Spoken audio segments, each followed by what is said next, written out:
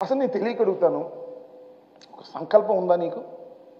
ఈ రాష్ట్రాన్ని ఏలాలనే సంకల్పం, ఈ పార్టీని దినదిన ప్రవర్ధమానంగా పెంచాలనే సంకల్పం, జనసేనని వృద్ధిలోకి తీసుకురావాలనే సంకల్పం నీకుందా? ఒక్కటి గుర్తుపెట్టుకోమని మనం చేస్తున్నా. నిజమైన సంకల్పం ఉన్నవారు, నిజమైన చిత్తశుద్ధి ఉన్నవారు ఎలా ఉంటారో తెలుసుకో ఒక్కసారి. జగన్మోహన్ రెడ్డి లాగా ఉంటారని మనం చేస్తున్నా. జగన్మోహన్ రెడ్డి గారు ఏకాకిగా బయలుదేరాడు. ఈ రాష్ట్రంలో పార్టీని స్థాపించినప్పుడు ఏకాకే, ఎవ్వరూ రాలేదు, తల్లి తప్ప. ఆయన వెనుకడుగు వేయలేదు, ఎవరి చంకో ఎక్కాలని ప్రయత్నం చేయలేదు. బ్రహ్మాండంగా ముందుకు వెళ్ళి జయించుకుంటూ వెళ్ళాడు. మొదటిసారి ముఖ్యమంత్రి కాకపోయినా ఎవరితో పొత్తు పెట్టుకోనన్నాడు, ప్రజలతోనే పొత్తు అన్నాడు, ప్రజలతోనే ముందుకు వెళ్తానన్నాడు. చివరికి రాష్ట్రంలో 151 సీట్లు గెలుచుకొని రాష్ట్రానికి ముఖ్యమంత్రి అయ్యాడు. మళ్ళా ముఖ్యమంత్రి కాబోతున్నాడు. 175 సీట్లు టార్గెట్గా వెళ్ళబోతున్నాం. నేర్చుకోవయ్యా, సిగ్గుంటే బుద్ధుంటే రాజకీయాలు తెలిసి ఉంటే నేర్చుకోమని మనం చేస్తున్నా. ఎవరి పల్లకియో మోయటానికి పార్టీలు పెట్టేటటువంటి దౌర్భాగ్యమైన పరిస్థితి. ఎంత దుర్మార్గం అంటే, పార్టీ పెట్టి సీఎం అవుతాననే భ్రమలు కల్పించి నీ కాస్ట్ వాళ్ళని, నీ అభిమానుల్ని వెన్నుపోటు పొడిచావు, మోసం చేశావు. చెప్పబోయా ఎందుకు ఈ గొడవ? పాపం నాకు బాగా గుర్తొస్తుంది. మన చిరంజీవి గారు చాలా సౌమ్యుడు, పార్టీ పెట్టాడు, 18 సీట్లు గెలుచుకున్నాడు. 1 కాదు 2 కాదు, 18 సీట్లు గెలుచుకున్నాడు. గెలుచుకుని ఇక రాజకీయాలను ఆవలేము అని విలీనం చేశాడు. శుభ్రంగా సినిమాలు తీసుకుంటున్నాడు. నువ్వు కూడా పల్లకి మోసి పరువు పోగొట్టుకోవడం కంటే విలీనం చేసి సినిమాలు తీసుకో. చిరంజీవి గారి లాగా, మీ అన్నగారిలాగా తీసుకో, ఆదర్శంగా ఉండు తప్ప ఇలా ఎందుకు మోసం చేస్తావని అడుగుతా ఉన్నా. నిజంగా నేను మనవి చేస్తున్నా. చాలా సందర్భాల్లో నేను చెప్పా, అనేక ప్రెస్ మీటింగ్లో చెప్పా. చాలామంది నన్ను అన్నారు, ఏమండి పవన్ కళ్యాణ్ గారు మీ కోపమా అని. కోపం కాదని మనవి చేస్తున్నా.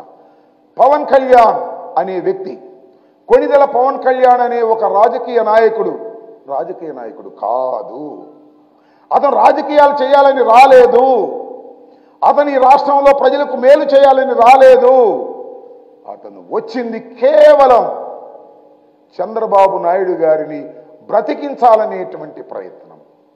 చాలా కాలం నుంచి చంద్రబాబు నాయుడు గారి సామాజిక వర్గానికి, అదేవిధంగా పవన్ కళ్యాణ్ గారి సామాజిక వర్గానికి మధ్యన ఉన్నటువంటి గల్ఫ్ని, తగాదాని సరిచేయటం కోసమే పార్టీ పెట్టాడయ్యా. నమ్మండి అయ్యా నా మాట. వంగవీటి మోహన్ రంగారావు గారిని హత్య చేసిన తర్వాత రెండిటికి మధ్యన అగాధం ఏర్పడితే ఆ అగాధానికి బ్రిడ్జి వేయటం కోసం పవన్ కళ్యాణ్ గారు పార్టీ పెట్టాడు. చంద్రబాబును మోయటం కోసం పార్టీని పెట్టాడు. చంద్రబాబును అధికారంలోకి తీసుకురావాలనే తాపత్రయంతో పార్టీ పెట్టాడనే విషయాన్ని నేను మనవి చేస్తున్నాను. వంగవీటి మోహన్ రంగారావు గారిని అతి దారుణంగా హత్య చేసిన తర్వాత ఆ సామాజిక వర్గం అంతా ఒక పక్కకు వెళ్ళిపోతే దాన్ని లాక్కొచ్చి చంద్రబాబుకి కట్టేయాలని, చంద్రబాబు దొడ్లో కట్టేయాలనేటువంటి ఆలోచన చేసి పార్టీ పెట్టినటువంటి వ్యక్తిని మనం చేస్తున్నాం. అదేవిధంగా ముద్రగడ పద్మనాభం గారు, అఫ్కోర్స్ ఆయన ఏ పార్టీలో చేరతాడో, మొన్నేదో జనసేనలో చేరతాడన్నారు. కానీ ఒకటి మనం చేస్తున్నాం, ముద్రగడ పద్మనాభం గారిని కూడా బ్రతికుండంగానే వేధించినటువంటి వ్యక్తి నారా చంద్రబాబు నాయుడు గారు కాదని అడుగుతా ఉన్నా. అలాంటి నారా చంద్రబాబు నాయుడు గారికి ఊడిగం చేయడానికి పార్టీ పెట్టి వాళ్ళు ఊడిగం చేస్తున్నావు. అసలు నువ్వు మైక్ పట్టుకుని మాట్లాడేటప్పుడు నీ ముఖంలో నెత్తురు చొక్కుందా? ద్రోహం చేస్తున్నాననేది నీ గుండె చెబుతుంది. అందువల్ల సరిగా మాట్లాడలేకపోయావనే విషయాన్ని కూడా ఈ సందర్భంగా నేను మనవి చేస్తున్నా. కాబట్టి నేను ముఖ్యంగా ఈ రాష్ట్రంలో పొత్తు అనేది ఎప్పుడో నిర్ణయించేశాడు. ప్యాకేజీ కోసం పొత్తు పెట్టుకున్నాడో, లేకపోతే మరొక లాభం కోసం పొత్తు పెట్టుకున్నాడో, ఎప్పుడో పొత్తు పెట్టేసుకున్నాడు. కానీ ఇవాళ సీట్లు పంపకం విషయంలో చూస్తే నిజంగా ఏడవాలో నవ్వాలో నాకు కాదు, జన సైనికులకు అర్థమవుతా ఉంది. ఇది ఒక అపవిత్రమైనటువంటి పొత్తని అనేక సందర్భాల్లో మేము చెబుతున్నాం. దీనిలో ప్రజల్ని మోసం చేసేటటువంటి కార్యక్రమాలు నారా చంద్రబాబు నాయుడు గారు, లోకేష్ గారు తోడు దొంగలై వ్యవహరిస్తున్నారు. ప్రజల్ని మోసం చేసే కార్యక్రమంలో ఉన్నారు.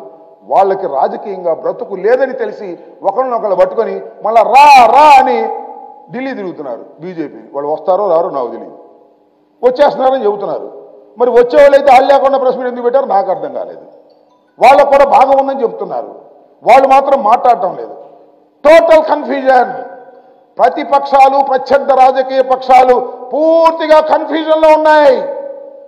వైఎస్ఆర్ కాంగ్రెస్ పార్టీ జగన్మోహన్ రెడ్డి స్ట్రైట్గా కన్ఫ్యూజన్ లేకోకుండా సిద్ధమై రాజకీయాల్లో ముందుకు వెళుతున్నాం. 175 పోయినసారి కన్నా 151 పోయినసారి కన్నా ఎక్కువ 175 కొట్టి మళ్ళా ఈ రాష్ట్రంలో ముఖ్యమంత్రి కాబోతున్నాడు జగన్మోహన్ రెడ్డి గారు. జగన్మోహన్ రెడ్డి గారిని ఎదుర్కొనే దమ్ము లేక మీరిద్దరు కలిశారు. అదేమంటే ప్రజల శ్రేయస్సు కోసం కలిశారంట, రాష్ట్ర శ్రేయస్సు కోసం కలిశారంట. అదేమంటే విధ్వంసం జరుగుతుందట, దుర్మార్గమైన పాలన జరుగుతుందంట, ప్రజలందరూ వ్యతిరేకంగా ఉన్నారంట. మరి ప్రజలందరూ వ్యతిరేకంగా ఉంటే అసలు మీరెందుకు కలవటం? ప్రజలు ఓడిస్తారుగా. ప్రజలందరూ వ్యతిరేకంగా ఉంటేను, జగన్మోహన్ రెడ్డి గారు విధ్వంసం చేస్తుంటేను, జగన్మోహన్ రెడ్డి గారు అన్యాయమైన పరిపాలన చేస్తుంటేను, ప్రజలకు నచ్చని పరిపాలన చేయడం చేస్తేను ప్రజలే ఓడిస్తారు. మీ ఇద్దరు కలవాల్సిన అవసరం లేదు, బీజేపీని తెచ్చుకోవాల్సిన అవసరం లేదు, మీరందరూ కట్టకట్టుకు రావాల్సిన అవసరం లేదు. అంటే దీన్ని బట్టి లాజికల్గా అర్థమవుతున్నది ఏమిటి అంటే జగన్మోహన్ రెడ్డి గారు చాలా బలంగా ఉన్నాడు. ఇంతమంది కలిసినా జగన్మోహన్ రెడ్డి గారిని ఏమీ చేయలేనటువంటి దశలో ఉన్నాడు అనేది మీరు చెప్పకనే చెబుతున్నారనే అంశాన్ని దయచేసి అర్థం చేసుకోండి. త్వరలో జరగబోయేటటువంటి సార్వత్రిక ఎన్నికల్లో అద్భుతమైన విజయాన్ని వశం చేసుకోబోతున్నారు జగన్మోహన్ రెడ్డి గారు, వైఎస్ఆర్ కాంగ్రెస్ పార్టీ. మీరు ఎన్ని జిత్తులేసినా, ఎన్ని మాయమాటలు చెప్పినా, ఎన్ని పొత్తులు పెట్టుకున్నా పొద్దున్న మీ ప్రెస్ మీట్లోనే మీ కన్ఫ్యూజన్ ఏంటో అర్థమైపోయింది. చివరికి పవన్ కళ్యాణ్ గారు ఎక్కడ నిలబడతాడో కూడా ప్రకటించుకోలేని అధ్వాన్నమైన పరిస్థితుల్లో జనసేన రాజకీయ పక్షం ఉంది. జనసేనకి 24 సీట్లు ఇస్తే ఎన్నే ప్రకటించింది? 5 సీట్లు ప్రకటించారు, మిగతా 19 ప్రకటించుకోలేని పరిస్థితి. There so much of confusion. వాళ్ళకు ఒక పద్ధతి లేదు, ఒక వ్యవహారం లేదు. ఏదో స్వామి చెప్పింటూ విధానం చెడ్డ ఫలితం ఉండాలట. పవన్ కళ్యాణ్ గారు జనసేనతో పొత్తు, పవన్ కళ్యాణ్ గారు భారతీయ జనతా పార్టీతో పొత్తులో ఉన్నానో అని ఆయన చెబుతున్నాడు. భారతీయ జనతా పార్టీ కూడా మాకు పవన్ కళ్యాణ్ పొత్తులో ఉన్నాడని చెబుతున్నారు. ఆ పొత్తులో ఉన్న ఆయన వచ్చి వీళ్ళ పక్కన కూర్చుని మరి సీట్లు పంపకం చేసుకున్నాడు. ఇదేం పొత్తు, ఇదేం వ్యవహారమో, ఇదేమి మోసమో, ఇదేమి అన్యాయమో, ఇదేనా విధానం చెడ్డాడు, ఫలితం లేదు. కేవలం 24 సీట్లకు కక్కుర్తి పడి ఇవాళ చంద్రబాబు నాయుడు గారి పల్లకి మోసే దశకు పవన్ కళ్యాణ్ గారు వెళ్ళాడు. కానీ నేను మనవి చేస్తున్నా, పవన్ కళ్యాణ్ గారి సామాజిక వర్గం కానీ, పవన్ కళ్యాణ్ గారి అభిమానులు కానీ ఈ ప్యాకేజ్ రాజకీయాల్లో బలి కాకండి. ఆయన పల్లకి మోయటానికి పవన్ కళ్యాణ్ గారు వెళ్ళినా మీరు వెళ్ళకండి. వెళ్ళారంటే ఇంతే సంగతులు ఈ రాష్ట్రాన్ని సర్వనాశనం చేస్తారనే విషయాన్ని మీరు గమనించాలని ఈ సందర్భంగా నేను మనవి చేస్తూ, రాబోయే ఎన్నికల్లో జగన్మోహన్ రెడ్డి గారి నాయకత్వంలో ఉన్నటువంటి రాజకీయ పక్షం వైఎస్ఆర్ కాంగ్రెస్ పార్టీ ఎందరు కలిసి వచ్చినా, ఎన్ని కట్టగట్టుకొచ్చినా, ఎన్ని గుంపులుగా వచ్చినా వైఎస్ఆర్ కాంగ్రెస్ పార్టీ 175 సీట్లు టార్గెట్గా పెట్టుకొని వెళుతున్నాం. విజయం మళ్ళా వైఎస్ఆర్ కాంగ్రెస్ పార్టీ పొందబోతుంది. జగన్మోహన్ రెడ్డి గారు ముఖ్యమంత్రి కాబోతున్నారనే విషయాన్ని ఈ సందర్భంగా నేను మీ ద్వారా వారికి చెప్పదలుచుకున్నాను. పొత్తులన్నీ కన్ఫ్యూజన్, పొత్తుల వల్ల ఏమీ ఉపయోగం లేదు. పొత్తుల వల్ల ఓటు ట్రాన్స్ఫర్ అంటున్నాడు పాపం పవన్ కళ్యాణ్ గారు. ఓటు ట్రాన్స్ఫర్ కావాలి, ఓటు ట్రాన్స్ఫర్. నీకు 25 ఇస్తే ఎందుకు చేయాలి ఓటు ట్రాన్స్ఫర్? బుద్ధి ఉండేవాడు చేస్తాడు ఓటు ట్రాన్స్ఫర్లు ఎందుకు చేయాలి? చంద్రబాబు నాయుడు గారు ముఖ్యమంత్రి కావడం కోసం నీ మాటని ఓటు ట్రాన్స్ఫర్ చేయాల్సిన అవసరం ఏముంది? ఈ రాష్ట్రానికి పట్టినటువంటి శని చంద్రబాబు నాయుడు గారని ప్రజలు వదిలించుకున్నారు. మళ్ళీ ఆ శనిని పట్టుకొచ్చి ఓటు ట్రాన్స్ఫర్ చేయండి, కాపులందరూ చంద్రబాబు నాయుడు గారికి వెయ్యండి అని చెప్పేటటువంటి దౌర్భాగ్యమైన పరిస్థితుల్లోకి వెళ్ళారు పవన్ కళ్యాణ్ గారు. కాస్త జ్ఞానం ఉన్నటువంటి ఏ కాపు కులస్తుడు కూడా పవన్ కళ్యాణ్ గారి మాట వినేటటువంటి పరిస్థితుల్లో లేరని వాస్తవాన్ని మీరు తెలుసుకోవాలంటే ఎన్నికలు అవ్వాలి, లేదా ఎన్నికల ట్రెండ్ ఏంటో తెలుసుకోండి. 100% వైఎస్ఆర్ కాంగ్రెస్ పార్టీ విజయడంకా మోగించబోతుందని ఈ సందర్భంగా మనవి చేస్తున్నాను. కేవలం 24 సీట్లు ఇచ్చి పవన్ కళ్యాణ్ గారు లెక్క 40 సీట్లు అని చెప్పి ఓటు ట్రాన్స్ఫర్ చేయించుకోవాలనే ప్రయత్నం చేస్తున్నారు. ఇది దుర్మార్గమైన ఆలోచన. ఆంధ్ర రాష్ట్ర ప్రజానీకం తెలివిగలవారు, వారు కీలెరిగి వాత పెడతారు.